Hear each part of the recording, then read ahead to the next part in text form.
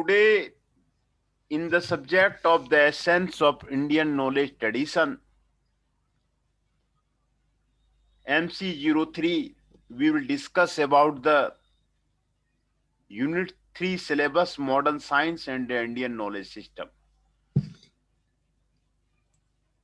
The syllabus of the Unit 3 is the Modern Science and the Indian Knowledge System, various fields of the Indian knowledge, communication, mathematics, phonetics, metaphysics and philosophy, life sciences, medical sciences, cosmology and the military science. ये मैं आपको जो lecture notes दिखा रहा हूं, इसमें सारे चीजें आपको क्लियर कट आपको दिया हुआ है. जो यूनिट 3 का आपको syllabus logic, mathematics, phonetics, metaphysics and philosophy, life sciences,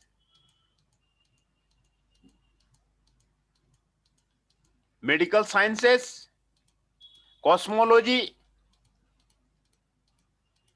physics, chemistry और मिलिट्री साइंसेस, ये सब के बारे में आपको इकट्ठा कंप्लीट मटेरियल आपको यूनिट 3 का इस लेक्चर नोट्स में आपको प्रोवाइड कर दिया गया है. तो ये पहले आप लोग को भेजा हुआ है और होगा तो आज फिर मैं दोबारा इसको आपको डिलीवर कर दूंगा. तो ये आपको भेजा हुआ है. कल हम लोग मैथमेटिक्स तक का जो है स्टडी किए थे, लॉजिक को हम लोगों ने पढ़ा था, है ना. Difference roots of the modern science and Indian ancient science के बारे में कल स्टडी किया था. ये मॉडर्न साइंस और इंडियन नॉलेज सिस्टम के बारे में, कम्युनिकेशन के बारे में स्टडी किया था, है ना. तो ये आपको मैं दोबारा आपको जो ये करवा रहा हूं, मैथमेटिक्स क्लियर हो गया था. फोनेटिक्स के बारे में आज शुरू करेंगे. Very extensive work was done in the science of the phonetics in the ancient India. Ancient India में phonetics पे काफी काम हुए हैं, एक्सटेंसिव वर्क हुए हैं, ये इसमें बताता है. And finer shaded of the sounds produced in the pronunciation were standardized. जो साउंड्स के प्रोनाउंसिएशन है वो सारे आपको स्टैंडर्डाइज किए गए हैं, उसके बारे में आपको बताता है. द इंटर पाणिनि शिक्षा and most of the grammar is the phonetics only. जो पाणिनि की जो शिक्षा है, उसका जो पाणिनि का जो ग्रामर है, वो फोनेटिक्स के बारे में आपको बताता है ना. पाणिनि का grammar. However in the west the science of phonetic come only recently. West में फोनेटिक्स जो है आपको रिसेंटली आया है. The application of sound recording system and techniques of observing vocal organs in action through the X-rays have been given a good deal of clarity of its concept. जो sound recording system, vocal organs के बारे में ये आपको good deal आपको phonetics का देता है. The Indian ancient phonetics can benefit significantly. It implies some modern concept and terminology. जो आपका इंडियन एंशिएंट फोनेटिक्स है वो मॉडर्न कंसेप्ट और टर्मिनोलॉजी में आपको काफी हेल्प करता है. For example, many ancient acharya struggle and words to define what the udatta vowel and anudatta vowel. Their round about definition don't accurately communicate what they inferred. Following modern terminology, we can define simply the udatta is high frequency vowel sound and anudatta is a low frequency vowel sound. Similarly, in the Shastriya Sangeet, the relation of sattak and change sound sa ni can be more clearly explained as ascending frequency in the geometric progression, and the various tails can be described as chronic pattern of the sound pulses and partial summary. Such applications of the modern scientific terminology instead of the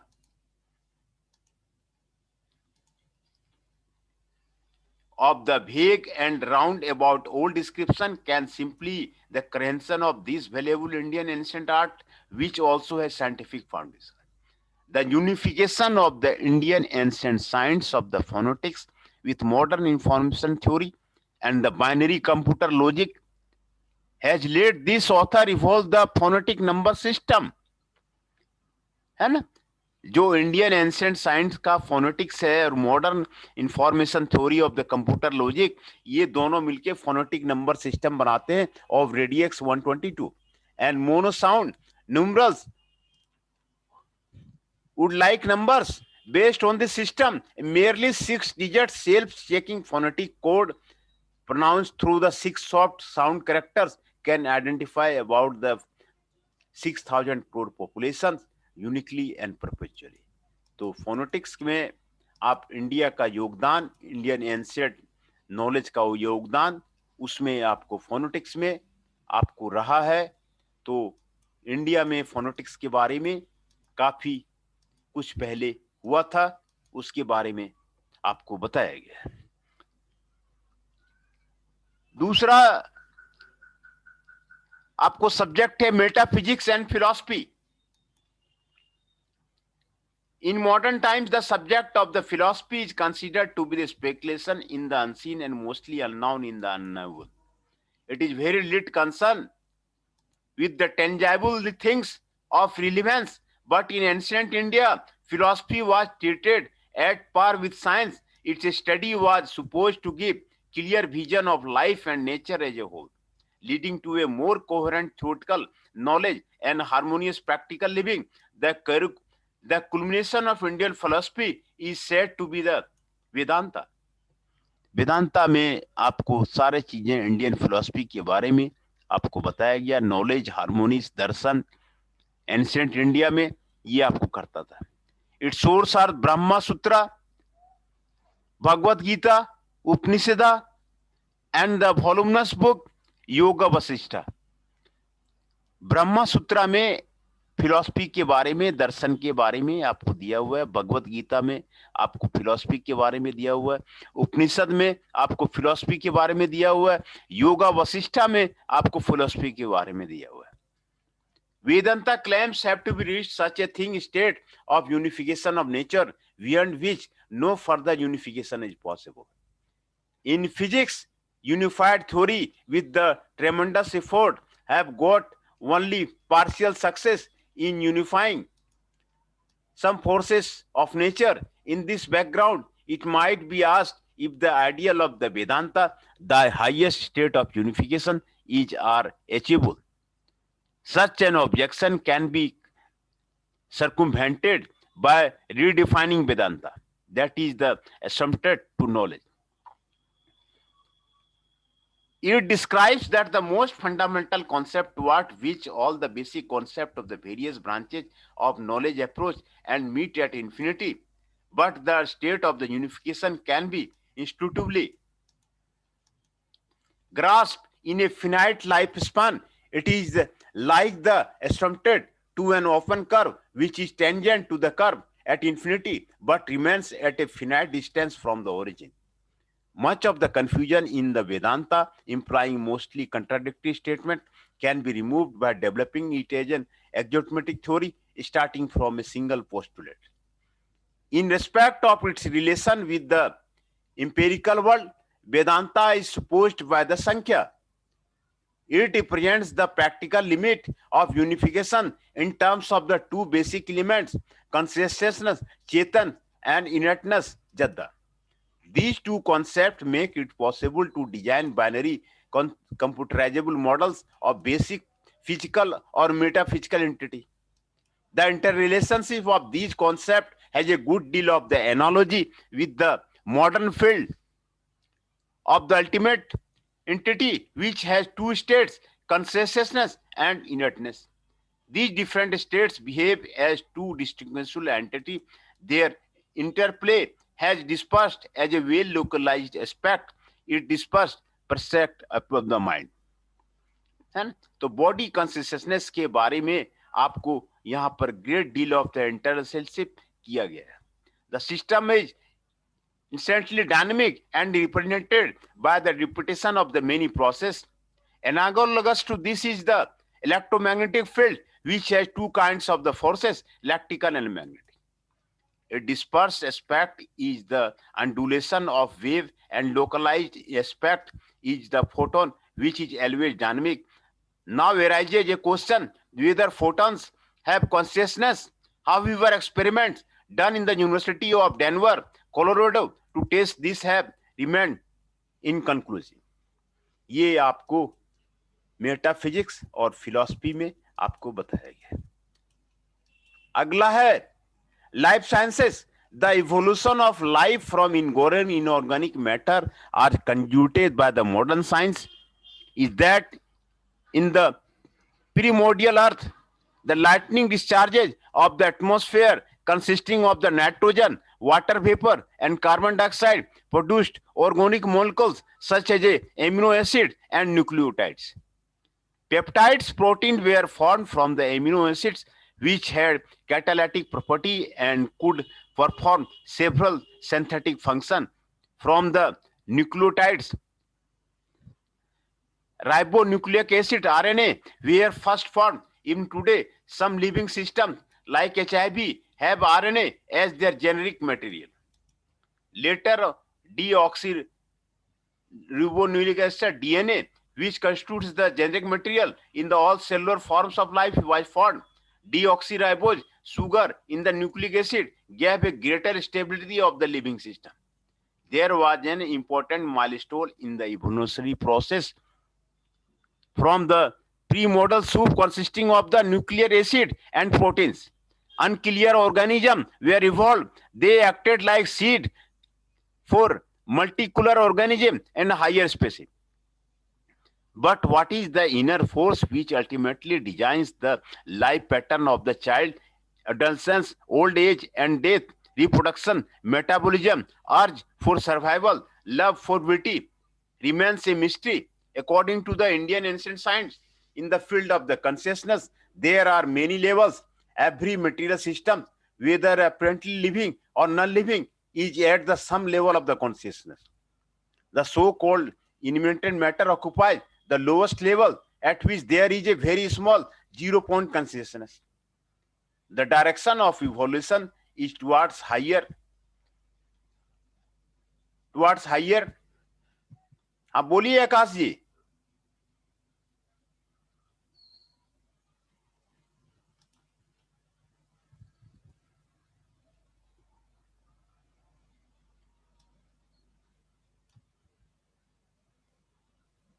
sir 90% का message आ गया मेरे पे, आप attendance लगा दो, मेरी disconnect हो जाएगा कभी भी. आकाश पवार जी का नहीं अटेंडेंस, तो मैं अभी अटेंडेंस सबका ले ही लेता हूँ. अटेंडेंस आपको क्लियर बता देता हूँ. आकाश पवार जी 03, अंकित शर्मा जी 06, जितेंद्र राणा जी 23, नंदिनी गुजर जी 29, रौनक कुमार जी 39, अभिषेक दुबे जी 02, हिमांशु जी 17, जैनेश चौहान जी 22, राहुल चौधरी जी 33, रामदत्त भट्ट जी 38, शेखर जी 41.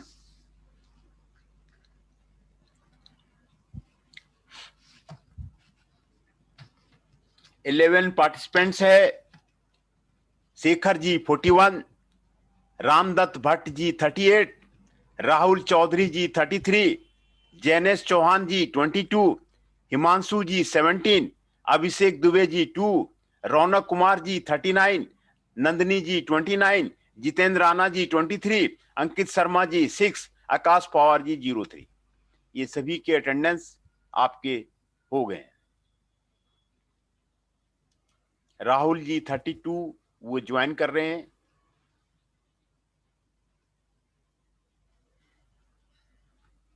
है ना, राहुल जी 32 भी ज्वाइन कर रहे हैं।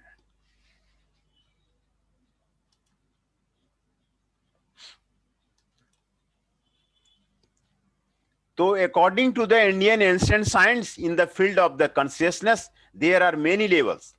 Every material system, whether apparently living or non-living, is at some level of the consciousness. The so-called intimate matter occupies the lowest level, at which there is a very small 0 point consciousness. The direction of evolution is towards higher the freedom. Its manifestation starts from the freedom of the movement and culminates in the freedom of the selection of one's dynasty. The ancient and the modern views can be reconciled in the randomness in the physical system arising due to the energy time uncertainty. Relation to the quantum mechanics is interpreted as expression of the inner freedom. In fact, such ideas were discussed in the early days of the quantum mechanics. However, they remain undeveloped. The most important thing in this respect is that to explain higher freedom of living system, a multiplier freedom factor has to be introduced with the Planck's constant in the energy time uncertainty relation such that its value is unity or physical system and very high for the biological system. Investigation of the dynamics of such system may explain the basic features of the life. ये आपको life sciences में आपको क्या relation है modern science और the Indian ancient science, उसके बारे में आपको क्लियर करता है, ये आपको बताता है। दूसरा है अगला medical sciences. Modern traditional medical science study the physical and chemical patterns in a large number of people and makes a broad standard of the healthy people. ये मॉडर्न ट्रेडिशनल मेडिकल साइंस जो है वो physical और chemical pattern के large number of people को study करके standard of the healthy people बना रहे हैं। For example, after the measurement of the blood pressure of the large people a broad standard can be made. वो broad standard कर रहा है। Alignments are restricted with the departure from these standards and they can be corrected by appropriate physical and or chemical means. According to the Indian medical science called Ayurveda, life is a dynamical system in which in the healthy state there is a harmony of many chemical and physical process. The number of these processes have been broadly classified into three called Doksh, Kapha, Pitta and Vata. ये आपको आयुर्वेदा की तरफ से कहा है कि भाई जो क्लासिफाई किया गया है प्रोसेस को कप, पत्ता एंड बीता, ये आपको 3 दोष में आपको क्लासिफाई किया गया है। Every food and eatable can be classified into many categories depending upon which dose और कॉम्बिनेशन ऑफ द डोसा। ये कॉम्बिनेशन ऑफ द डोसा की it decreases or increases or maintains in balance the symptoms of the disease, indicate which of the dosa wherein have increased or decreased. The administration of the compensating remedy gives the cure. Ayurveda claims to have discovered the basic principle of many other systems of treatment like allopathy, homeopathy, acupuncture, etc. But these systems were not developed to the higher levels in the ancient India. The surgery described by the Dhanvantari and the Susruvat was become obsolete with the advent of the sophisticated tools and equipment in the modern surgery. But the basic principles of the Ayurveda hold.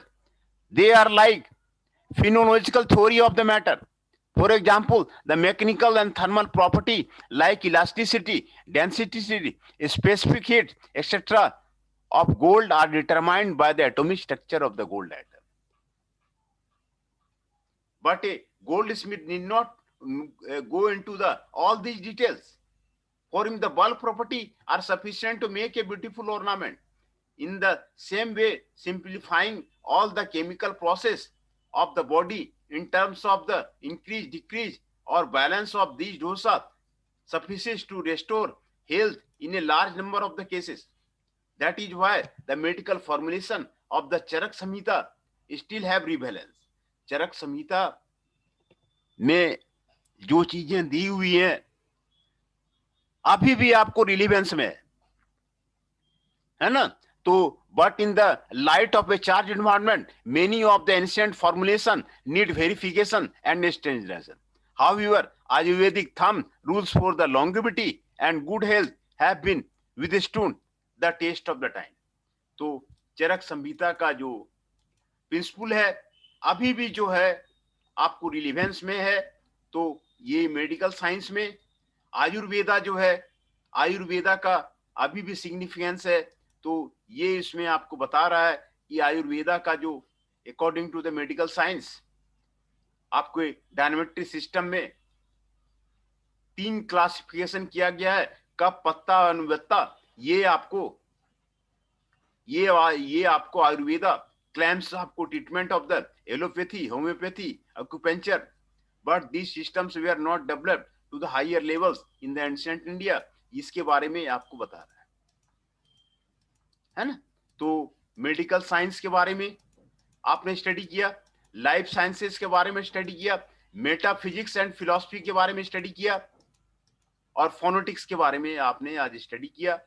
तो ये आपको modern science और Indian knowledge system के क्या match करता है, दोनों में क्या समानताएं हैं, क्या कितने तरह के रूट है, उसके बारे में आपको डिफाइन करता है ना.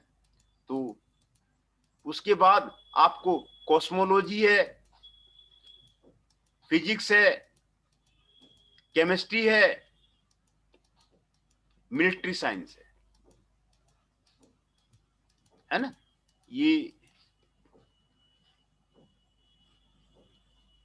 ये आपके रह रहे हैं. तो बेटर है इसको नेक्स्ट डे किया जाए तो बेटर है. मिलिट्री साइंस है, केमिस्ट्री है, फिजिक्स है और कॉस्मोलॉजी है. ये आपका रह रहा है. मेडिकल साइंस आपका कंप्लीट हो गया, लाइफ साइंसेस वो आपका कंप्लीट हो गया, मेटाफिजिक्स एंड फिलॉसफी ये आपको कंप्लीट हो गया और फोनेटिक्स ये आपका कंप्लीट हो गया है ना. इसके पहले हम लोगों ने मैथमेटिक्स किया था, लॉजिक किया था, different roots of the modern science and Indian ancient science किया था, प्रॉब्लम ऑफ द कम्युनिकेशन किया हुआ था और इंट्रोडक्शन किया हुआ था. तो modern science and Indian knowledge system में तो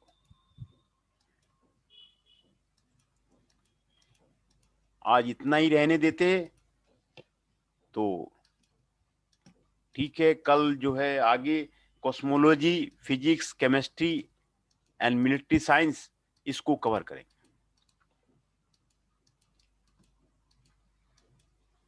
सिलेबस हम लोग का कंप्लीट हो ही गया है. तो इसमें आपको कोई टेंशन लेने की जरूरत नहीं है. मैं अटेंडेंस फिर एक बार दोबारा आपको बता देता हूं. जितेंद्र राणा जी 23, नंदिनी जी 29, राहुल जी 32, रौनक कुमार जी 39, अभिषेक दुबे जी 2, अंकित शर्मा जी 6, हिमांशु जी 17, जैनेश चौहान जी 22, राहुल चौधरी जी 33, रामदत्त भट्ट जी 38, शेखर जी 41. ये आपके 11 पार्टिसिपेंट्स आपको आज आए हुए हैं है ना. तो मेडिकल साइंस तक चरक संहिता में जो दिया हुआ है, आयुर्वेदा का एनिसेंट वो कह रहे हैं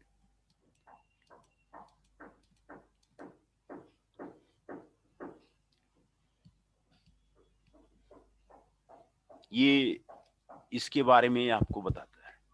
तो यहीं तक आज जो रहने देते हैं.